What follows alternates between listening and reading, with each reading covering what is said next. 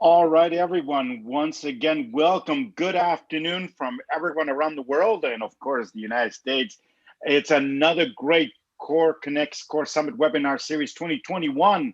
And it's March 11th, and we are 4 days away. That's right, 4 days away from $5 million. That's right, where companies can raise up to $5 million using Regulation CF. And today, we're going to have a great discussion about that. In particular, because a lot of inquiries are coming in, everybody's curious, different companies, different sizes, and not everything fits all for everyone. So today we got two great panelists, some you've seen before, but like always, I want you to get an opportunity to meet them. First, Michael, introduce yourself, please. Oh, thank you, Oscar. I really appreciate you guys putting together this important panel. Jason, good to see you again. So about Finvestor. Finvestor is a first-of-a-kind, FINRA-regulated equity crowdfunding and engagement platform. We focus exclusively on providing access for investors and fans to invest in celebrity-related businesses and projects. In addition, we also supporting product and service introductions and allow fans to participate in exclusive rewards and charities.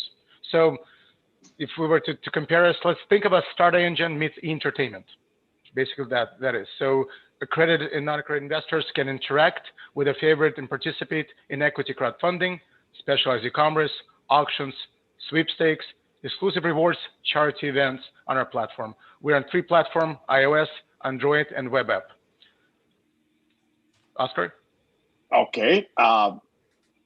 Well, let's hear a little bit about Michael. Oh, Michael. Okay. I apologize. Thank you, Oscar. So thank you. No, don't apologize. No need. So I come from finance operations background. In my career, I managed 5 public traded companies. 2 of them taken public. One back in 2000 in New York, it was $800 million IPO. It was a security access management company. Back in 2006, I took a company public as a chief financial officer in London for a $2.1 billion IPO, $2.1 billion valuation. When I left, the company was about $3 billion. I was a joint venture partner with Morgan Stanley Special Situation Fund in Europe. Most recently, I was a chief financial officer at a public traded company, Telecom, at NASDAQ. I also was the founding team member of a company called BitFury. I was the first employee and board member, and actually the company was registered in my house in San Francisco. The company just completed its SPAC deal last Friday at $2 billion valuation. That's my background, finance and operations. Perfect, thank you. And Jason, please. Absolutely. Michael, very exciting background and big fan of Finvestor. So excited to be here with you today. And I'm Jason Fishman. I'm a marketer, have been working on equity crowdfunding campaigns since 2014. First Reg D, later RegCF, Reg A Plus in 2016. Excited to say the least about the expansion on Monday, looking at the $5 million cap, looking at the $50 to $75 million increase for Reg A Plus as well too.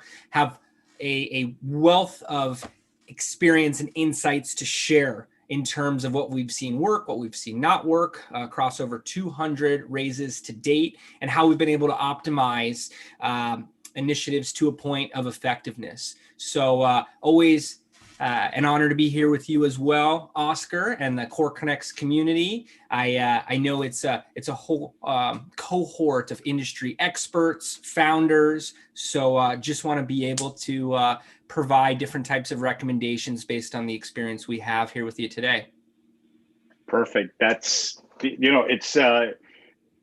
is that. It's just bringing everybody together for the greater good. I know it sounds kind of eclectic, but I mean, if everyone reads the Jobs Act, that's what it was intended. And so I think that the fact that we're all coming together like this and bringing education, and we need to do it. We need to do it continuously. I know some people go, Oscar, didn't you do this one in January? Yep, we did. And why are you doing it again? Because it's always educate, because social media, I could be wrong, but it's a moving target. So today's discussion is really around, in particular for Regulation CF companies that are coming on. I mean, we we've been used to a certain type of RegCF company. So that's one part. But now with the increase of 5 million, will social media alone be enough to help them? Because now you got to go from 1 to 5. And that's one of the part of the discussion today. And the other part of the discussion, will it change based on, here we have a platform that is very different than anything else we've ever had before, which is almost influence driven. So we're going to have that kind of discussion today. So Jason, I want to start with you because, look, I look at your work. I've seen your data driven, just like many of the other participants in the ecosystem. And obviously social media plays a major role, but that's one component. But first, let's discuss that. Tell me all the social media elements that you are applying to RegCF in those 200 offerings, and then we can start expanding that. Sure. And social media is a broad term. Everyone has a different perspective on it based on their own individual experiences with their devices and their platforms. The reasons we use social media, they are the top sites. I have a background in ad tech, if you're looking at top websites and the amount of traffic, you're going to see social media platforms at the top there. That then gives us the ability to go through it with the fine comb and use targeting filters to be able to go after the exact individuals we want to reach. With Facebook as an example, over 1 billion daily active users, anyone we want to go after is on there. And if we set up the right parameters, we can be funneling over those individuals in volumes. Furthermore, the targeting, beyond the targeting, the actual placements, whether we're talking about organic or whether we're talking about paid, whether we're talking about posting content or buying advertising, they're high impact. It takes up the full screen, and the majority of traffic is mobile. It takes up the full screen. So when we're looking at click-through rates, when we're looking at conversion rates of the traffic, it's higher than in comparison to these other ad placements. If we're running a banner ad on a financial website, maybe we're playing for a 0.5% click-through rate. The International Advertising Bureau would say 0.1 is average. On Facebook, 1% is average. We're seeing 2, 3, 4, 5% click-through rates on a regular basis. So the actual attraction to the activation, to the marketing is much higher. And then there's just something about reaching people when they're on a social media site. If you look at the studies for how much time any individual is spending on one of these apps, one of these platforms a day, it's high, hours a day in some cases. So you're reaching audiences at a point where they're scrolling. Maybe it's a point of leisure, maybe they're waiting in line, maybe they're waiting for an Uber Eats order or something these days. I used to like to say waiting in line at the bank, but wherever they may be, they're scrolling. And that's reflected in the conversion behavior. It's not taking somebody away from a YouTube video that they're seeing in many cases. It's finding someone who just wants to see something interesting, see something new. Where Google Ads, it's an audience who's typing in something very specific. These social platforms, the conversion rates that are associated indicate they want to find an exciting new opportunity. So, we have assumptions for what sites are going to perform best. Consistently, the analytics are showing us that social is a place to be. That's why we use it. Okay, I'm going to be challenging, because obviously more things are happening, and we have to, guys. We have to, the needle is moving, right? So we need to be constantly making sure that we're challenging ourselves, and because our clients are going to do it for us. So, but I want to bring you in now, Michael, because Fanvestor, the way you were describing, you're right. It would be I'm not aware of any platform today that is going to offer this. So is social media enough for Fanvestor, or what else are you coupling that with in order to make a regulation CF offering successful in what you're doing? Absolutely. And by the way, Jason and I, we're working together and we're exploring ideas and things like that. Jason would agree with me that it's not enough. It's just not enough, because you also need, first of all, you need to have a story. You need to actually explain who you are, because it's not just about going to, yeah, it's a small ticket size, but people still want to learn about the company, what they do, who is behind it, what technology. So and then also there are other instruments such as mailing lists and others, specific groups. If you're raising a full $5 million capital, or you're going for 75 Reg A plus, for example, you probably need to bring more than just non-accredited investors. And you probably want to present this to some other clubs or family offices and things like that. There are other instruments to do that. You need to have a strong PR as well to supporting it. And then IR marketeers can take those public PRs and amplify it across social media platforms. But if you have no story, no strategy, it's really hard just to go, and you're just going to waste a lot of money and you're going to try to look for those lookalike, we like to call, who is our investor. And then Jason, I ask you, I mean, you guys also use not just social media, right? You use other techniques like the guys are using LinkedIn reach outs. I mean, it's kind of social media, but it's not really. It's targeted campaigns. So maybe Jason, I pass it back to you. Yeah, and Michael, completely agree with you. It's not enough. As a marketer, I find that that's a common statement for me. It's not enough. We want to be everywhere the target audience is, at least for a test, and be able to scale towards what's working right. So whether that's organic and having a site, publish an article, whether it's a strategy to stimulate peer-to-peer marketing from an existing audience and through an email sequence that really pushes and encourages recipients to share with their friends, their family, their peers, their coworkers, so on and so forth, their golf buddies, or any place that the target audiences go online. And, love how you're bringing up the audience. We really want to map out these personas, see where the audiences are online, and do whatever we can to have a presence there and ultimately optimize towards the key drivers. So is it social every time? No. Is social a common part of the equation? Yes. And when social's working, we're still always asking ourselves, what else can we be doing? What else can we execute to ramp things up quicker? Yeah, and the reason why I'm asking these questions now, because data's out. We now have data, right? You have 200 offerings from the RegCF space. We know that we've now done almost 3,700 in total since day one. We now know there's less than 1 million investors invested. So what does that tell us? So from a numbers game, I go like this: 233 million qualify and only 1 million. So is social media enough? And that's the question I'm asking, because I want everybody to succeed. So we need to start digging in deep, and the LinkedIn and the Twitters, because believe me, I had the same challenge yesterday. Because we want companies to succeed. So we all have to start digging around, getting through that, because I think social media complements it. But what is holding back the other 232 million Americans from investing in RegCF? What do we need? Where do we reach them? Where is that? You got the great story. You're on a great platform. It's everything. Where is that barrier or the hesitation?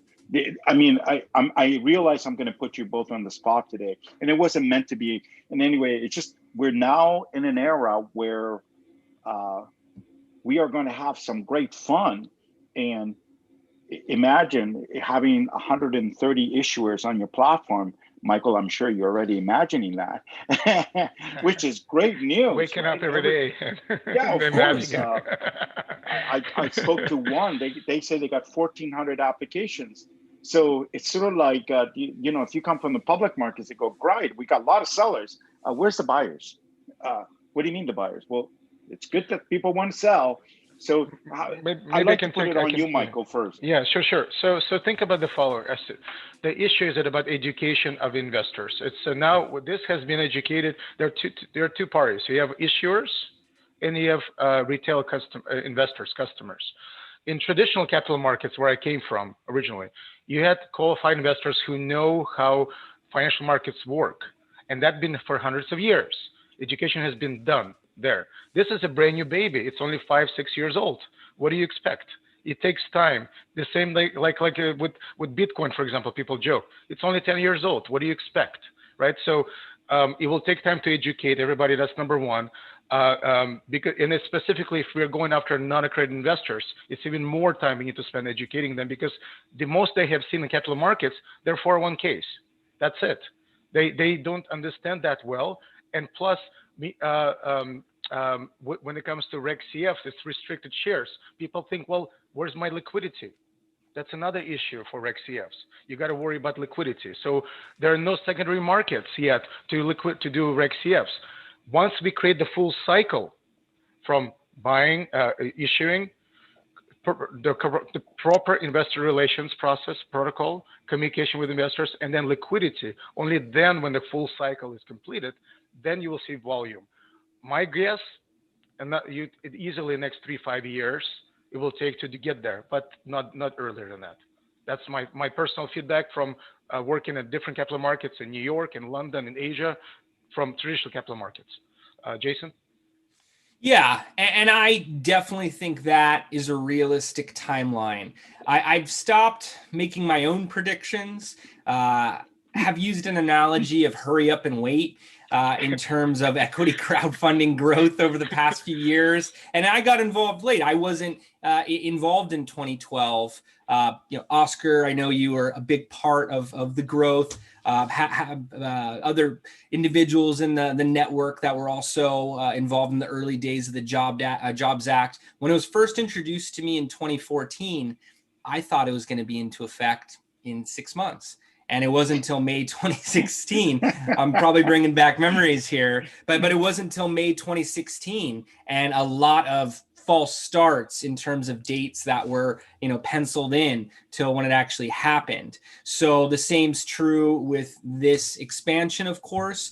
And yeah, I think 3 to 5 years is really appropriate to look at for adoption. There's certainly been surprises that I've seen in the past 12 months, even from stability in the market, buying dips, all different types of occurrences that I wouldn't call textbook. In the past 12 months, saw recent studies on how retail investors are surpassing larger VC percentages in the markets. So, who knows what's to come? But I know I've been explaining to people in my day-to-day conversations, both business and personal, it's pretty blurred at this point anyway, but what equity crowdfunding is. I'm constantly explaining, even today, what investment crowdfunding is. So I think that awareness level, getting people to consider these offers, actually getting them to intend and converting could be a while. I could tell you from the digital marketing angle, about 2% is a good conversion rate. Google defines an average conversion rate across the internet at 2.35%, easier to say 2, and particularly for this type of conversion, that includes lower cost type purchases as well too. So if you're looking at 200 million, if we're somewhere in the 4 million, 5 million range, that would make sense to me. I could see it increasing substantially from there as well too, as the concept of investing is brought more into modern day life, which it's been happening. But I think shooting for that 4 to 5 million level, Oscar, per your question, is a good next goal.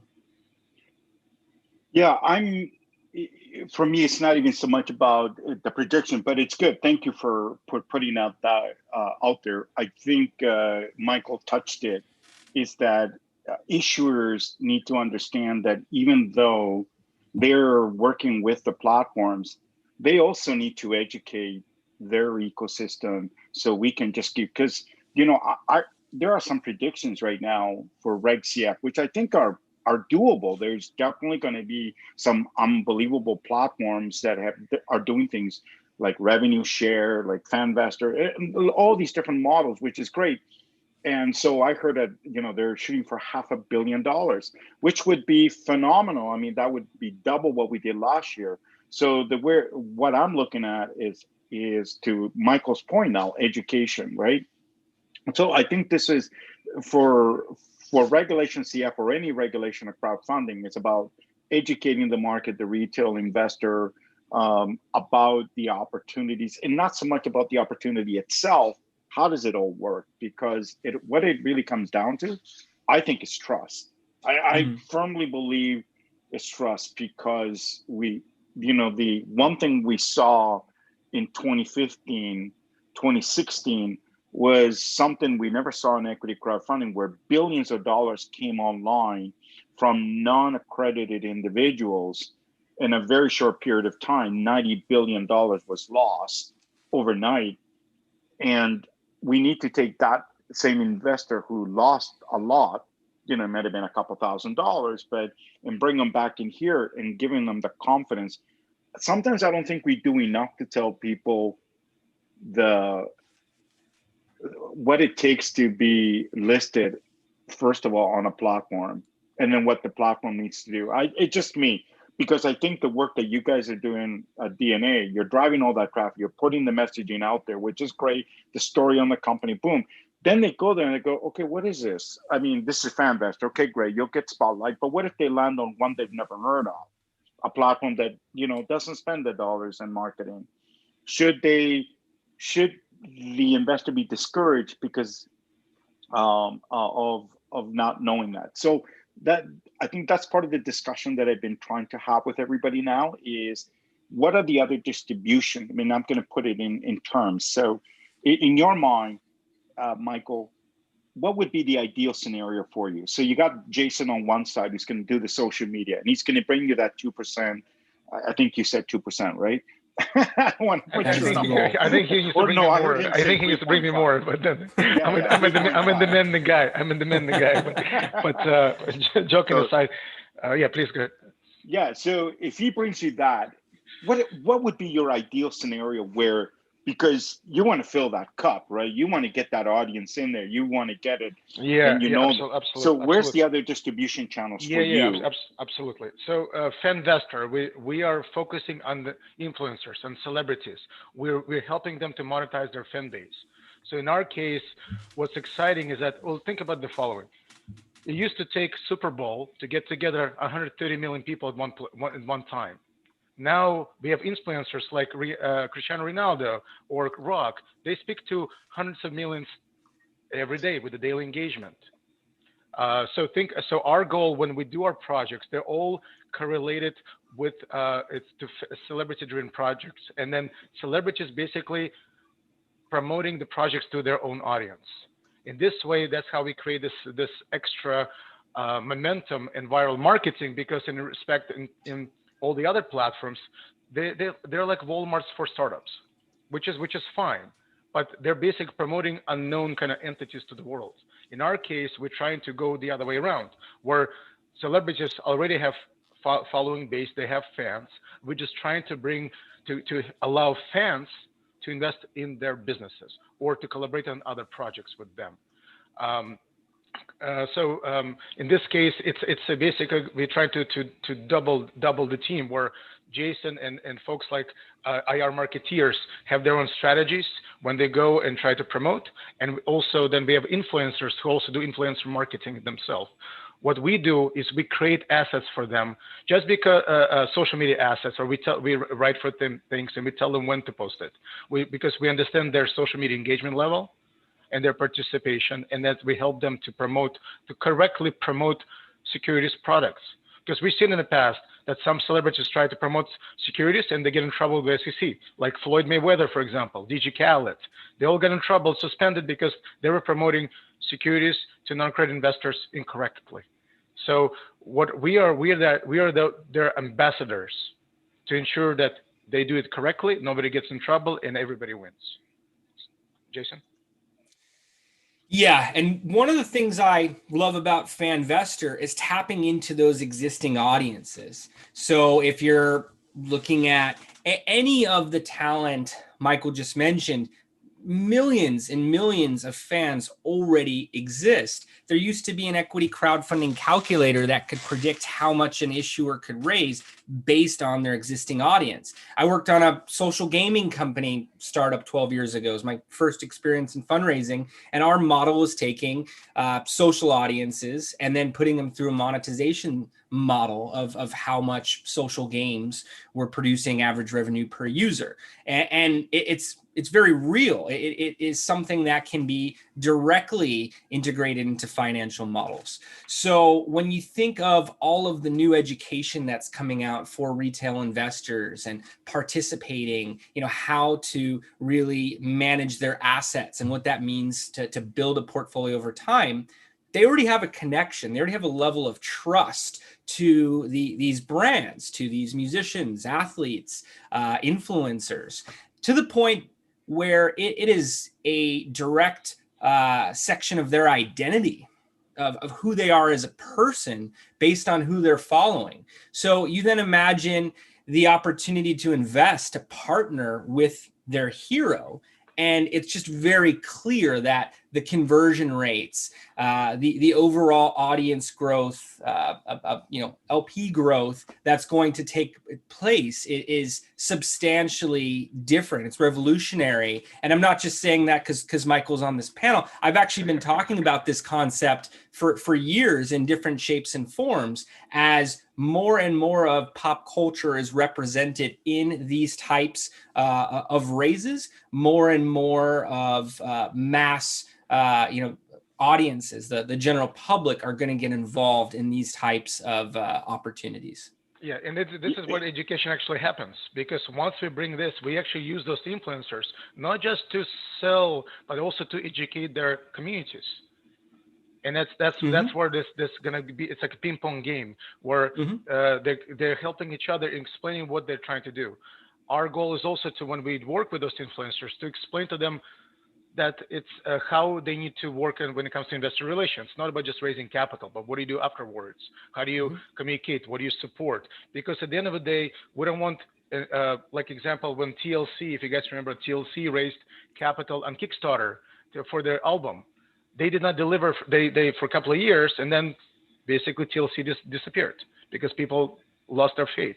So our goal is not just to help influencers or celebrities raise capital, but also to educate them how to work with them after they raise capital and what, things like that. So it's education both ways. Issuers, even if they're big stars and everything else, but also retail consumers who would like to participate in those offerings. Do you know what will be interesting?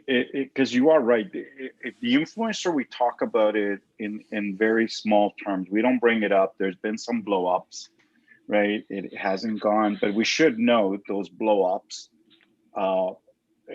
occurred because those doing it weren't doing it fully compliant.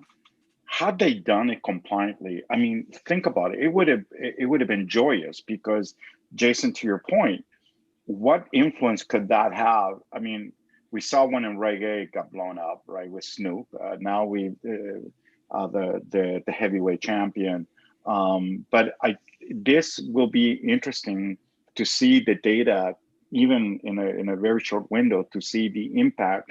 It would be interesting to see that alongside with an influencer and seeing the social impact from a social media side, that the ratio is now 3%. If that thing spikes, you now have something quantifiable as to why it occurred, right?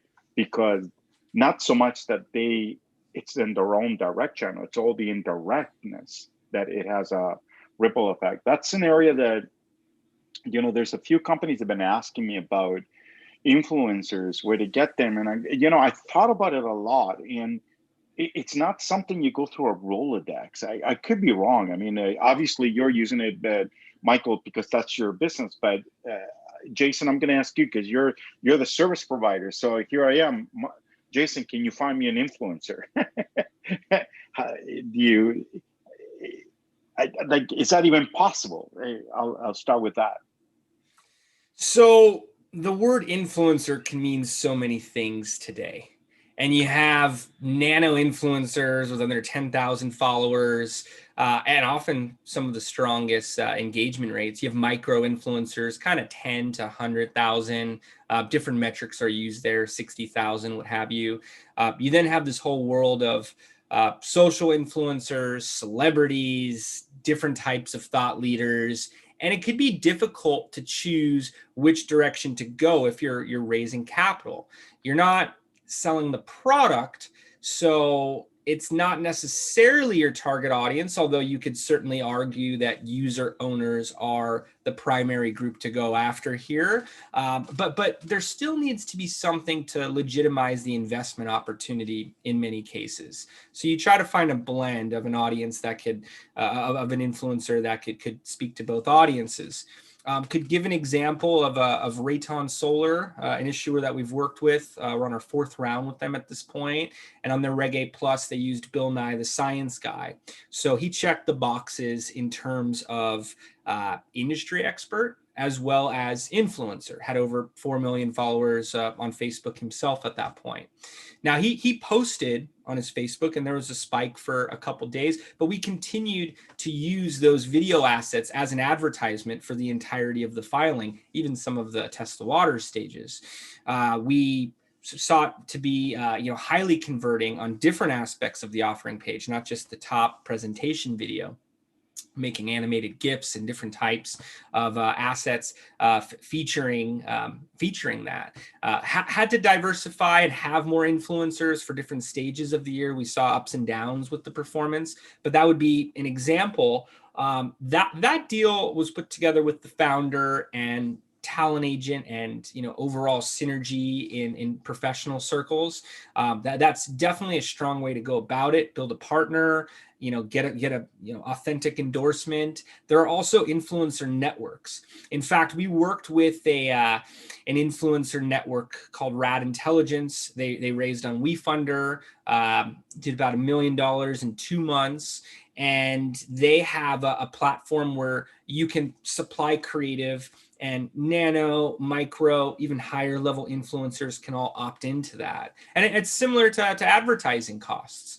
Now, as a marketer, I could tell you influencers can actually be hit or miss, meaning you're always going to get a good media value if it's structured properly, but the conversions to follow, which that's what founders want to see. They're not marketing to market in most cases, but to see a return, to be able to spend, 10, 20, 50 grand and get 100, 200, 500 grand back. So, that conversion activity to follow, those analytics are very important.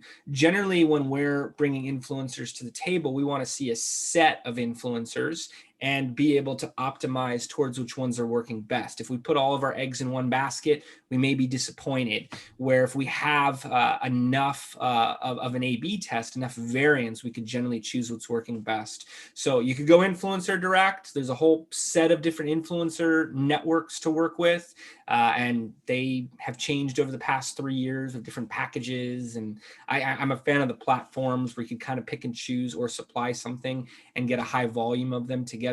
But you want to make sure you're setting up the right analytics. You want to make sure you're going into the campaign knowing what you're going to be measuring for each influencer. I've seen founders buy an influencer post for 10, 25K, get millions of impressions, but only a handful of investors and be very upset. So if you're speaking to the influencers, if you're speaking to the network, if you're speaking to the platform, you're building realistic expectations and you're willing to test that out, that could be something to activate. But know what you're going to be pinpointing as a success before you hop into it. Oscar, I can hear you. Sorry, guys. Sorry. I was, as I was listening to you, so it's not just a simple cookie cutter. Here's a Rolodex of influencers. I have some views on that, but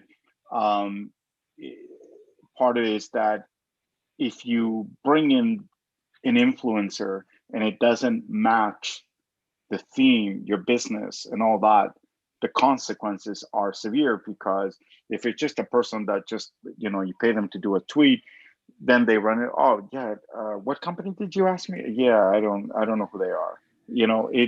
It could blow up.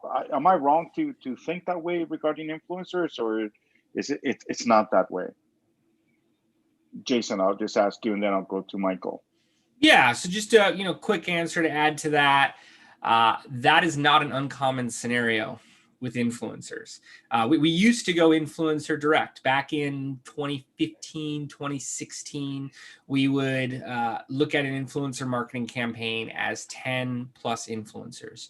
And there was all of these themed pages. There's a whole list of them on Instagram as an example, income tips, investor opportunities. These are names of pages that have millions of followers and are pretty systematic in how they post for brands. You have to go through an approval.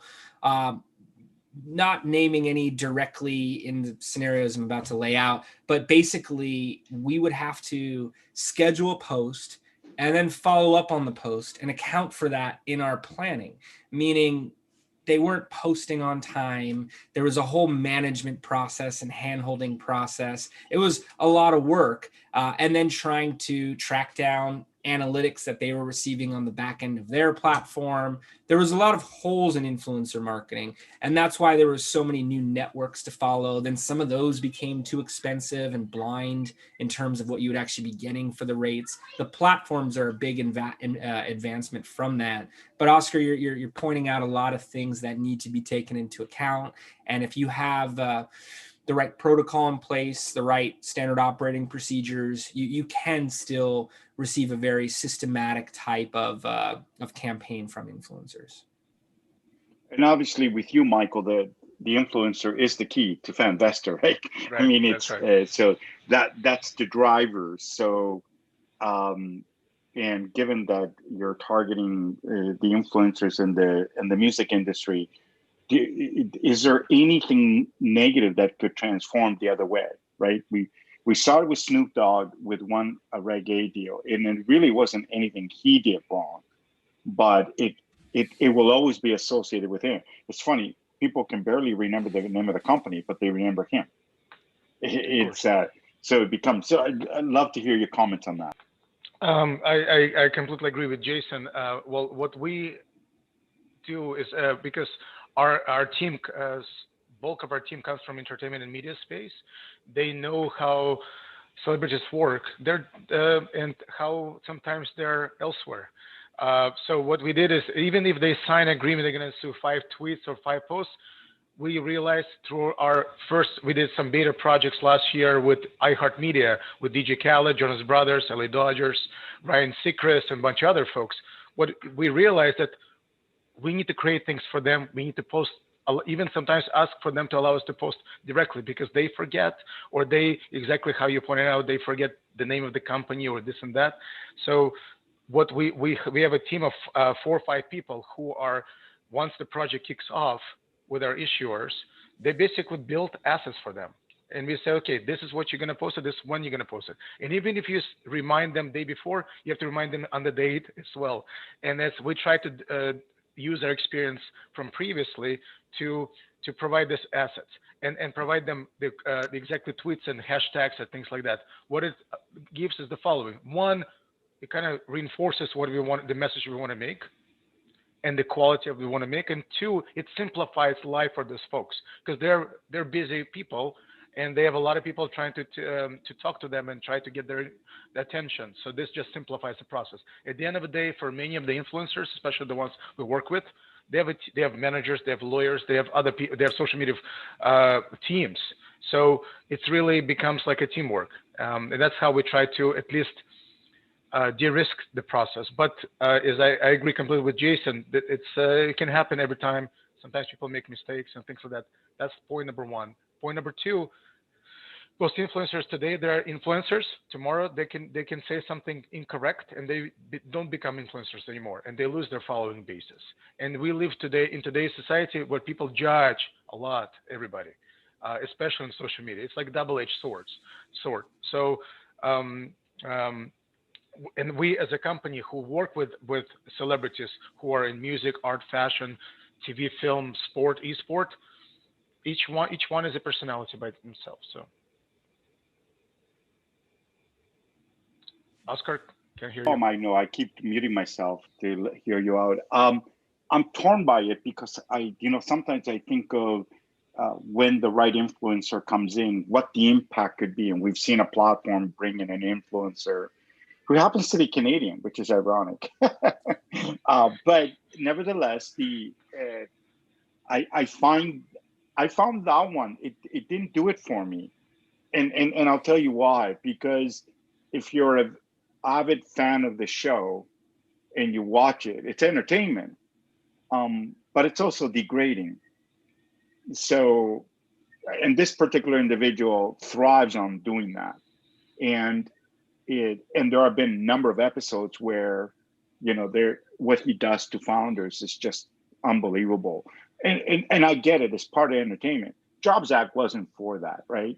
It's so to me, I find it that, to your point, having the right influencer can also be as important. So I'm torn by it, because sometimes I think, wow, if we can get a movie star or a football player or someone, but it's got to be someone that also has a nature to the business, right? The guys who created Beats, the headphones, they started that, right? So they naturally flew their way in. But I think it's an untapped area. That's definitely one form of distribution that I think we need to explore more of it cautiously, to Jason and both your points. But outside of the influence, so all of this is to assist social media, because we want the companies to be successful. We recognize education. So is there any other, what is the other ideal dream from you, Jason? What else do you think a company should be doing to complement what you're trying to work on, to either increase the percentage, but also give them their success? And because I think that's the helm we're in now, right? Because there are companies who come to me and say, Oscar, I hired everybody you said. I hired the video guy, hired the social media guy, hired this guy. They're all doing that. And they did all that, and then I'm going, it's not enough anymore. Now we got to, what do you think it is, Jason, from your view, from distribution? Sure. And the word everything comes to mind, but I'll add more narrative to it in this regard. So first of all, every deal's going to perform differently.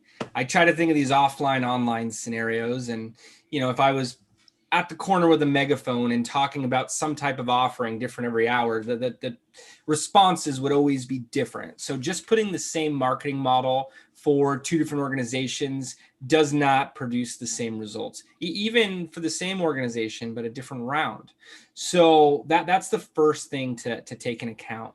The next is you really want to be everywhere your target audience is. You could set up a priority list. We have groups that come to us and say, hey, this is all the budget we have, and we'll perhaps just work with them on Facebook advertising because we know the consistency there, and that we're bringing audiences that we've seen work on other campaigns. They're historical equity crowdfunding investors at this point. So that's a more performance-oriented avenue.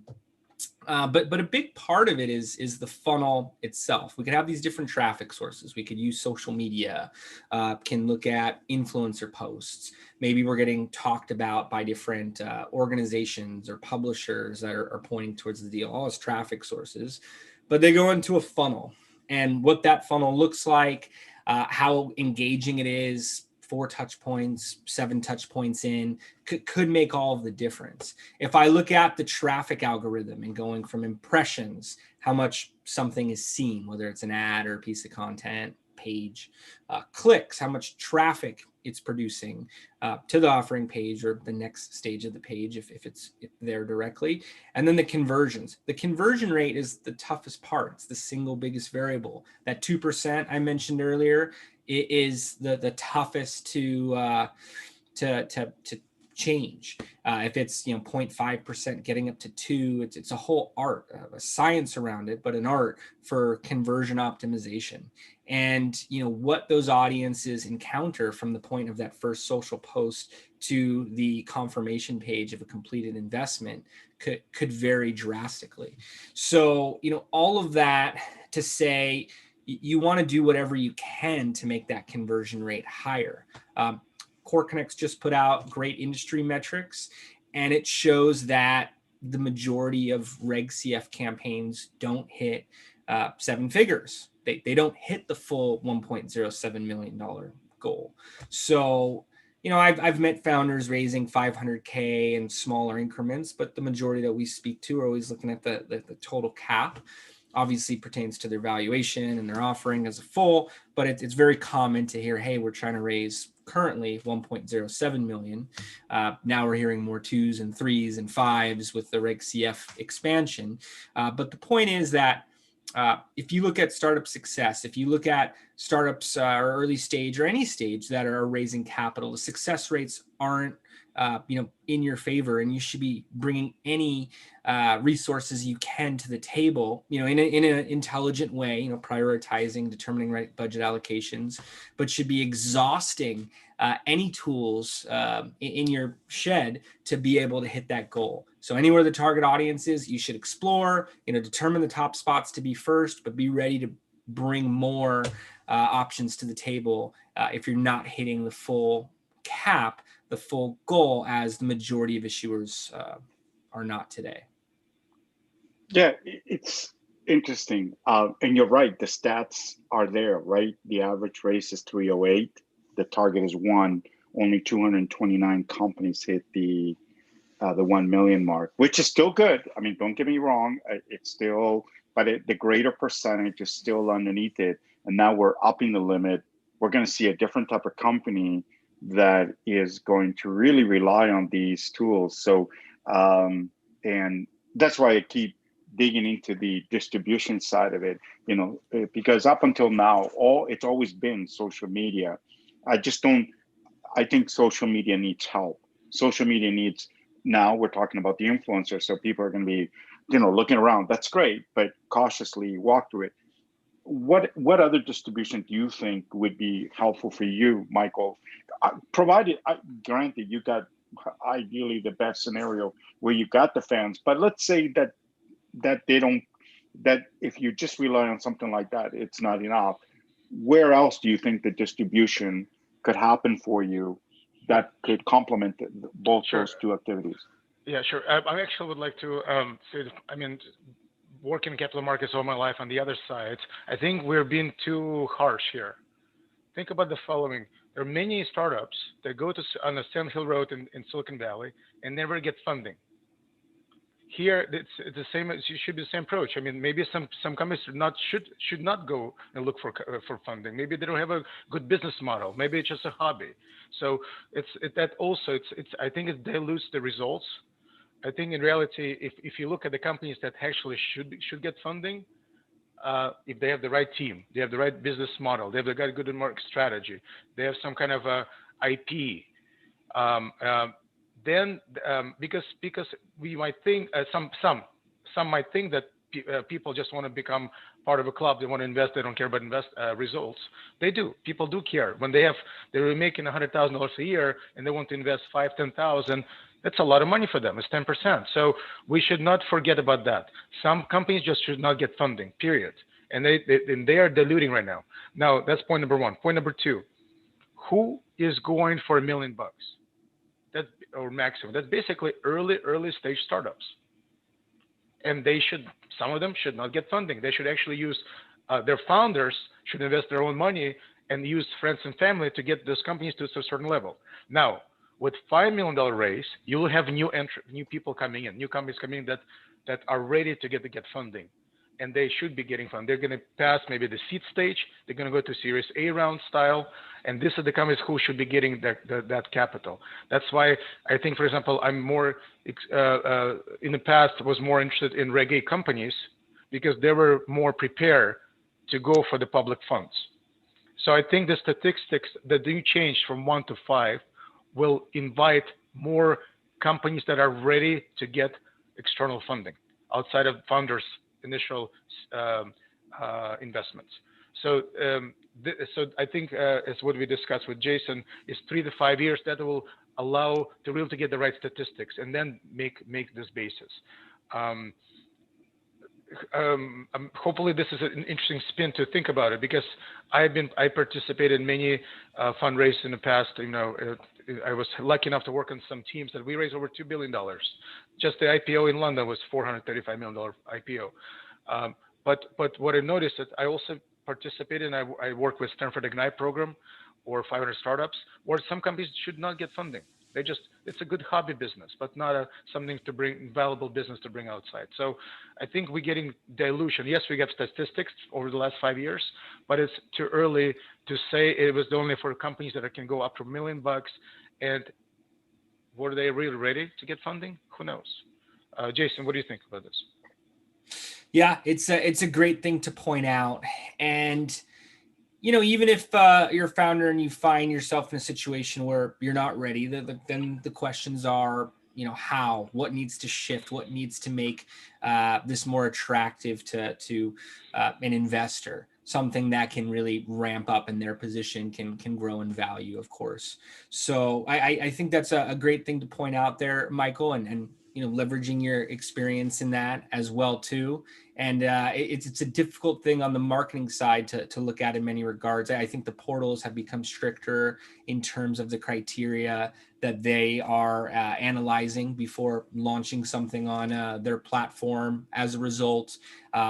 And as a marketer, we generally see a starting budget. If we're able to show a return on that starting budget within the test periods, it's still somewhat of a positive, activity for everyone involved. But I could tell you the success rates, and as you were mentioning, Oscar, and the 308 being the average level, and less than 300 companies currently hitting that 7-figure level. I'll often hear groups talking to me about the percentage of capital before they've seen a conversion, and they'll say, with the portals percentage, and now we're talking about marketing, we just think 15-20% is going to be too high.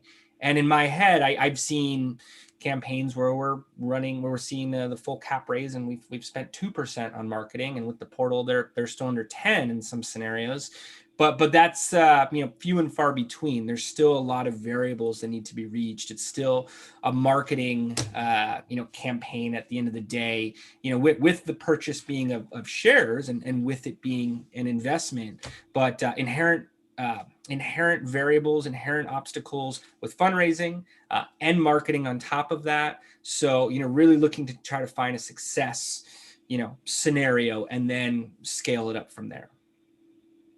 Yeah, I think it's pretty interesting to hear this discussion, because we can't forget. I have a banner and it's in front of me every day. I remind myself of the Jobs Act. I'm 11 years in, right? 11 years into this, and I'm still excited the way I was then. And I looked at it from a number of ways. So obviously, the Jobs Act is to help everyday companies, whether they're going to be billion-dollar companies or not, to be able to capitalize their dreams. And if people believe in it, whether it's a dry cleaner or a tea shop or whatever it may be, to be able to do so. And I think that's what we've done. We've achieved that goal. I don't think there's anything wrong with the fact that the average is 308. I don't think that's the issue. I think the point is not many companies were shooting for the million. We have a dental company that only needed 250,000. That's all it needed. I mean, give them $1 million. What am I going to do with it? I don't buy the building. I just needed to lease the equipment. And if anybody knows the dental business, well, it's a growth business. But the point is that it does scare me sometimes. I do. One of my scary areas that I have that I've spoken with David Wield about is that I feel the increase, as much as we all need it, I think it's a good thing, because it will bring a new entrant into a more established company. As to what Michael said, I don't want us to lose the smaller company, because if we do, we are becoming exactly what the status quo is. And so we spent 11 years saying that the status quo is not giving everybody a chance.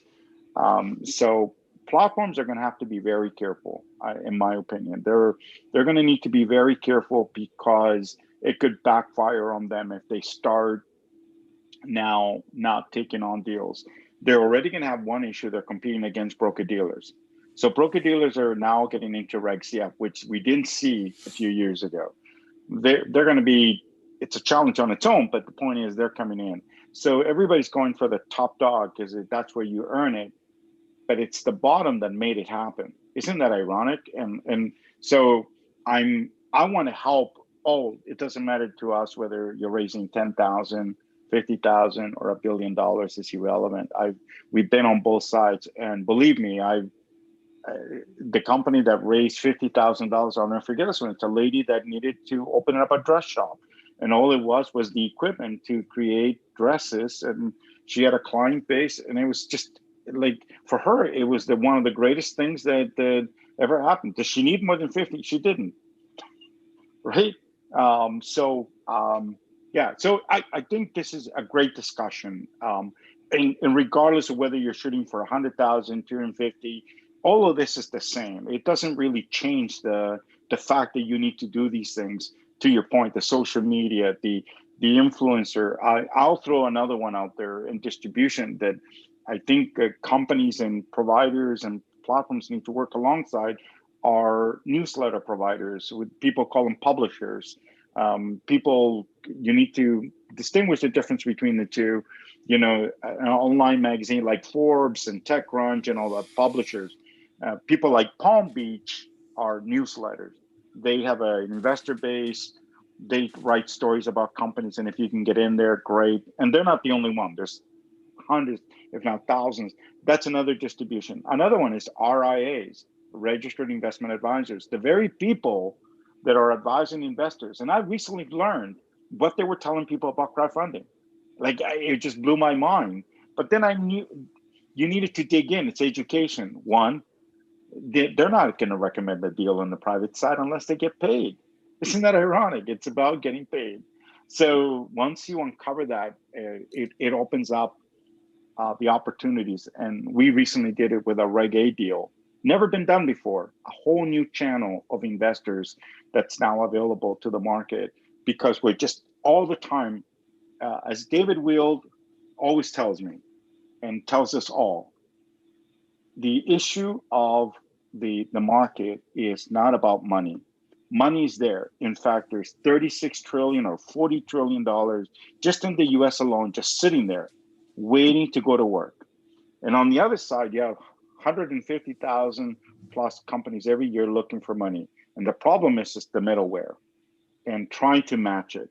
And what people think, oh, I'll just go directly. You can't, because this is being guarded by particular, let's call them custodians or intermediaries that get in the way. And once you start learning about all of it, boom, it starts opening it up. So this is a great journey we're all in, and I'm excited. I'm really looking forward to Fanvestor, and obviously, Jason, you'll be working alongside that. This is going to be a statistic that I'm looking forward to. I don't know about you, but this is the one that I'm really looking forward to. I think it will change things. Yeah, absolutely. I think, Oscar, you hit on every single point. I think what also we need to remember is that some issuers, they're brand new and they are just afraid what they need to do after they raise the capital, what the requirements, how reporting requirements. And that's why I personally like working with you, because you provide this post funding support. You guys build this nice product which for cap table management and supporting and being basically kind of sometimes a wall between those thousands of investors and the issuer who is new to the capital markets. No idea what to do, and you guys do that. So I think you guys do a really good job supporting the issuers. I appreciate that. Thank you. Jason, did you have any closing comments for this afternoon? Nothing specific other than I am looking forward to growth the same way you gentlemen are. the new players that'll be entering the space, as you're outlining here, Oscar, different types of institutional groups. I'm seeing more interest across the board from traditional financial markets and getting involved early stage, bringing retail investors into play. I like how you pointed out, the smaller raises as well, Oscar, and how meaningful those are. I've seen some of those take place even at larger levels of 1 million and 3,000 investors of about 300 each. The majority of which being existing customers, the others being future customers. I'm seeing overlap in marketing these days with funnels that start with an e-commerce conversion and then next provide an investment opportunity. We've already been doing it where there's an investment opportunity and then you pushing towards very active customer bases, ambassador bases from those investors that are coming through. So just seeing more effectiveness across the board, particularly over the last 12 months with more investors entering the market, more different groups that historically have avoided equity crowdfunding, now looking to position themselves at the forefront, and more success across the board. Those numbers that you put together, those success rates, it's amazing to see them that much higher today than it was in many regards, in many angles from couple years back. So like you said, it's an exciting point for all of us. Yeah, I think it is. I think every year we keep adding to it. We keep adding more shareholders to it. So we know we're on a great momentum. I like quoting David all the time because, I mean, being the father of the Jobs Act, for him, it's exciting, right? He's on version 4.0, which he's going to announce very soon of the Jobs Act, or his new initiative, but it's all part of this whole momentum. And and we got momentum now. We got it with RegCF. Now we got it with Reg A. It's going to be fluid. And obviously, the two of you play a key role. Thank you so much for a wonderful afternoon. I love the fact that we could have discussions like this on script, just on the fly. It's the best way to do it for us. For everyone else, thank you so much for joining us this afternoon. I just want to remind everyone, like I said, we're 4 days away from March the 15th. On that very day, we are hosting a very special webinar called the State of the Jobs Act 2021, featuring the father of the Jobs Act, former Vice Chairman David Wield, as well as Sarah Hanks, CEO of CrowdCheck, and of course, Vincent Molinari, who is the CEO and founder of Molinari Media, FinTech TV. They will go and reminisce about the Jobs Act, how it got started, where it is, and where it's going. This is going to be exciting. A whole week of webinars as well for you to meet the portals, the providers under Regulation CF and Reg A. Till next time, Michael, Jason, thank you so much. We'll be talking very soon, everyone. Take care. Thank you, Cheers. Oscar.